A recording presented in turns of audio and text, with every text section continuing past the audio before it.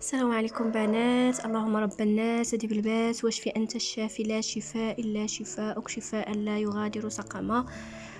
يا ربي شافينا وشافيكم وشافي جميع مرضى المسلمين يا ربي آمين. وسقينا الغيث ولا تجعلنا من القانطين، لأن قلة الأمطار وقلة الشتاء هي اللي سببت هاد الأمراض كتيرة، وكل شيء كيعاني من هاد الأعراض ديال الحساسية وديال السعال. ونتمنى ربي سبحانه وتعالى هو اللي يفاجئها علينا يا ربي امين، علينا وعليكم وعلى جميع المسلمين. البنات، الوصفه ديال اليوم ماشي بحال جميع الوصفات اللي متعودين عليها. الوصفه ديال اليوم انني انا هاد الوصفه صراحه انا كان من كنوض هكذا باش كنبغي ناخذها، كناخذ هاد الوصفه، كنوض نصلي الفجر الله يقبل يا ربي، وكناخذ هاد الوصفه كنقول علاش ما نبارطاجيهاش مع الاخوات، ومنها ان تعم الفائده ان شاء الله باذن الله. لان انا هاد الوصفه نفعتني بزاف بزاف بزاف د الحاجات. نفعتني ان كتقوي المناعه الحمد لله، ما تنمرش بزاف. واخا مؤخرا مرت واحد المرضى الحمد لله على كل حال، يعني ديال اعراض ديال كورونا، ولكن ما درتش تيست باش نعرف، ولكن خديت البروتوكول العلاجي ولله الحمد. والحمد لله دابا الحمد لله راني شفيه.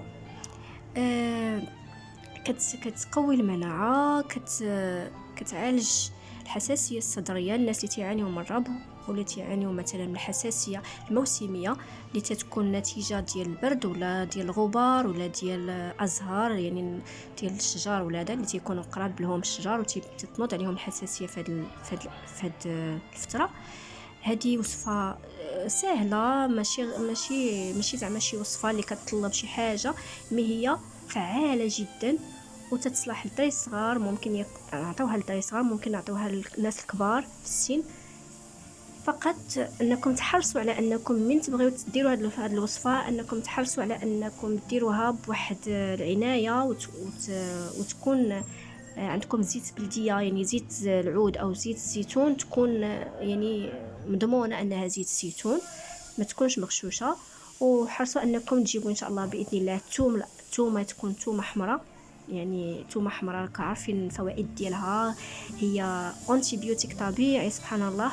ربي سبحانه وتعالى خلقها انها اذا كان الانسان عنده طونسيون طالع راه كتنزل له الطونسيون، الوغ اذا كان عنده الانسان الطونسيون هابط تطلع له الطونسيون، لان سبحان الله ربي سبحانه وتعالى يقول خلق فهذا، يعني اي حاجه ربي سبحانه وتعالى الا هو اللي تي يوظفها في الجسم ديالنا بطريقه ديالو.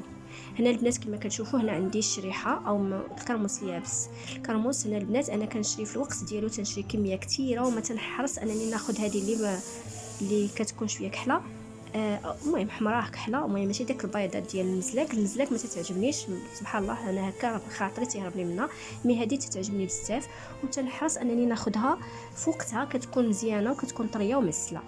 ومن كنجيبها كنحتفظ بها في الكونجيلاتور، ما تيوقع لها حتى شي حاجه، كنبقى نجبد غير القياس اللي غادي ناخذ. هنا البنات بعد ما غسلتها تناخذ قرعه ديال الزاج، هنا نتوما كتشوفوا ان هاد القرعه الزاج ديجا عندي فيها الثومه لانني عندي فيها شويه الزيت لانني يلاه ساليتها.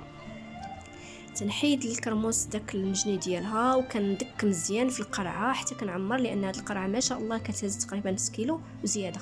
وتنغسل الثومه هكا فصوص ديال الثوم وتنديرهم بقشورهم. غتقولوا لي علاش بالقشور؟ لان القشره فيها واحد الفوائد كثيره، هي اللي فيها الحديد، يعني هذه الوصفه مزيانه انها تعالج حتى فقر الدم، يعني تعالج الناس اللي تعانيوا من فقر الدم او كيعانيوا من نقص الحديد. هاد الوصفه البنات فعاله، انا نعاود نقولها ونكررها بزاف المرات. هنا البنات فاش كنوضو نصليو الفجر كنساليو كناخذوا 3 الحبات، 3 ديال الكرموسات صافي، وكنشربوا اذا بغينا نشربوا تنشربوا الماء دافي شويه من راه.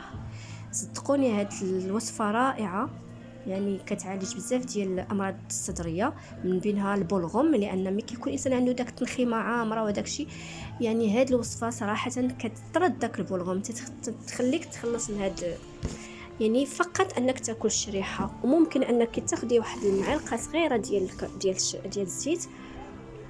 وبالنسبه للاطفال الصغار ممكن ان ناخذ معلقه صغيره وتعطيها لهم، تاخذ مثلا داك الزيت شويه وتدهن لهم بها الصدير ديالهم، ممكن ان تاخذ قطيره ديال داك الزيت وديرها لهم في النيف ديالهم، هكا غادي تسرح لهم التنفس هذا يعني ما غاديش يقدروا على الكرموس ياكلوها. دونك داك الزيت حتى هي فيها فوائد كثيره. نتمنى الوصفه ديال اليوم تكون نالت الاعجاب ديالكم، واخا هي ماشي طويله وماشي زعما هذا، ولكن وصفه فعاله صدقوني البنات ديروها وما غاديش تندموا. كتعالج يعني تقصف الاظافر، لان الاظافر ملي كيتقطعوا لينا كيكونوا السبب ديالهم هو نقص الحديد. يعني لا شوت ديال الشعر، يعني تساقط الشعر هي كتعالجها، يعني تساعد بزاف وتترد حتى النضاره للجسم، يعني النضاره للوجه. والسلام عليكم ورحمه الله. نتمنى تكونوا